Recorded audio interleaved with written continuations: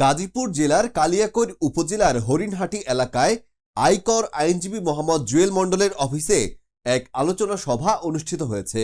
আকসেদ আলীর তথ্যচিত্রে বিস্তারিত থাকছে প্রতিবেদনে।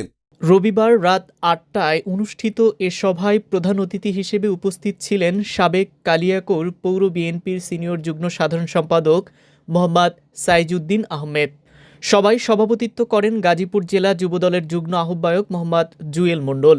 আলোচনা সভায় ছাত্রদল ও যুবদলের বিভিন্ন পর্যায়ের নেতাকর্মীদের পাশাপাশি মৎস্যজীবী দলের সাংগঠনিক সম্পাদক পদপ্রার্থী মোহাম্মদ আহসান হাসান উপস্থিত ছিলেন।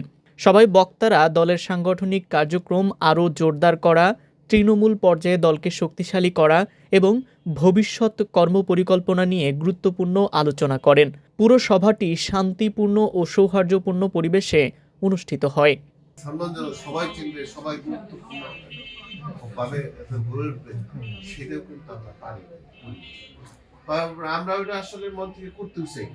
নেতা কর্মীও খালি নিজেদের ব্যবহারের জন্য, নিজেদের পিছনে লাইন লম্বা করার জন্য মিছিল মিটিংয়ে আমার কত লোক আইছে, আমার কিন্তু ৫,০০০ আইছিল, ২,০০০ আইছিল, খালি ওইটুকুর জন্য আমরা তাদেরকে নিয়ে আসি।